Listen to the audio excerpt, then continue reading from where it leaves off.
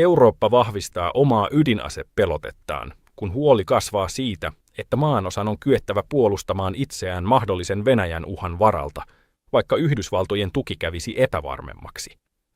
Sen sijaan, että Euroopan hallitukset pyrkisivät korvaamaan Yhdysvallat, ne tavoittelevat vahvempaa ja itsenäisempää pilaria Naton ydinasepelotteen kokonaisuudessa. Tämä muutos heijastaa näkemystä, jonka mukaan Euroopalla on oltava uskottavat omat kyvyt estää aggressioita ja rauhoittaa liittolaisia Naton itäisellä laidalla. Ranska, Yhdistynyt kuningaskunta, Puola, Saksa, Suomi, Liettua ja muut Euroopan valtiot ottavat nyt askeleita, jotka yhdessä viittaavat vähitellen itsenäisemmän eurooppalaisen ydinsuojan syntyyn, samalla kun transatlanttinen liittouma säilytetään. Ranska on noussut Euroopan itsenäisen ydinasepelotteen vahvistamisen veturiksi. Brexitin jälkeen se on Euroopan unionin ainoa ydinasevaltio, ja sillä on tarvittavat kyvyt laajemman eurooppalaisen ydinsuojan perustaksi. Presidentti Emmanuel Macron on todennut, että Euroopan on kyettävä takaamaan oma turvallisuutensa Venäjän uhan kasvaessa. Tämän tavoitteen mukaisesti Ranska aikoo laajentaa ydinasearsenaaliaan ja samalla lopettaa kaikki julkiset tiedotukset ydinkärkien kokonaismäärästä, siirtyen rauhan ajan avoimuudesta sodan ajan salailuun ydinaseidensa osalta. Lisäksi Pariisi käy erikseen neuvotteluja laajentaakseen ydinasepelotteen sateenvarjoaan uusille eurooppalaisille kumppaneille, mukaan lukien Norja. Nämä aloitteet asettavat Ranskan Euroopan kehittyvän ydinstrategian ytimeen. Puolasta on tullut yksi vahvimmista eurooppalaisen ydinasepelotteen laajentamisen puolesta puhujista, mikä heijastaa sen arviota siitä, että Venäjä muodostaa maalle olemassaoloon kohdistuvan uhan. Naton etulinjan valtiona liittouman itäisellä laidalla Varsova on nopeuttanut valmistautumista mahdolliseen konfliktiin ja hakenut vahvempia pitkäaikaisia turvallisuustakuita. Oman ydinasekyvykkyyden kehittämisvaatimusten rinnalla Puola on syventänyt yhteistyötä Ranskan, Euroopan johtavan ydinasevallan kanssa. Maat keskustelevat ydinase-readiness-harjoituksista Itämeren alueella, mikä viestii tiiviimmästä koordinaatiosta pelotteen ja kriisivalmiuden suhteen. Puolan kasvava kumppanuus Ranskan kanssa osoittaa, miten Itä-Euroopan turvallisuushuolilla on yhä suurempi vaikutus Euroopan kehittyvään ydinasepolitiikkaan. Vaikka Saksa pysyy sitoutuneena ydinasettomuuspolitiikkaansa ja tukeutuu Naton ydinasepelotteeseen, venäläiset viranomaiset ovat yhä useammin varoittaneet, että Berliinillä olisi teollinen ja teknologinen kapasiteetti kehittää ydinaseita suhteellisen lyhyessä ajassa, jos se niin päättäisi. Nämä huolet ovat voimistuneet Saksan laajemman sotilaallisen varustautumisen ja siviilipuolustuksen suunnittelun myötä. Saksan viranomaiset ovat julkisesti nopeuttaneet valmisteluja mahdollisen Venäjän hyökkäyksen varalta seuraavien 2 vuoden aikana.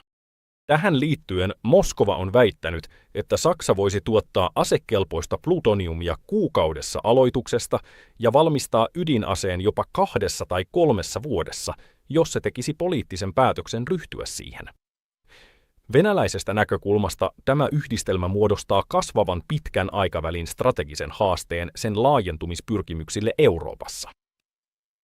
EU:n ulkopuolella, mutta silti luotettavana eurooppalaisena Naton kumppanina, Yhdistyneellä kuningaskunnalla on jo yksi Euroopan 2 vakiintuneesta ydinasearsenaalista Ranskan ohella, ja se on pitkään tarjonnut itsenäisen strategisen pelotteen ydinkärkiohjuksin varustettujen sukellusveneidensä laivastolla.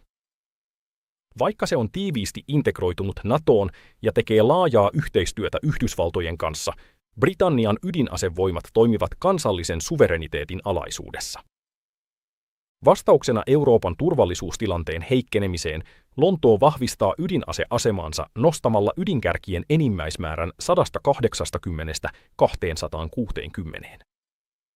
Lisäksi Britannian kuninkaallinen laivasto modernisoi ydinkykynsä laivastoa korvaamalla Vanguard-luokan sukellusveneet seuraavan sukupolven Dreadnought-luokan ballististen ohjusten sukellusveneillä. Tämä varmistaa, että Yhdistynyt kuningaskunta pysyy keskeisenä pilarina Euroopan kokonaisvaltaisessa ydinasekyvykkyydessä. Euroopan kasvava panostus omaan ydinasepelotteeseensa ei merkitse irtautumista Yhdysvalloista. Sen sijaan eurooppalaiset hallitukset vahvistavat omia kyvykkyyksiään samalla kun syventävät yhteistyötä Washingtonin kanssa.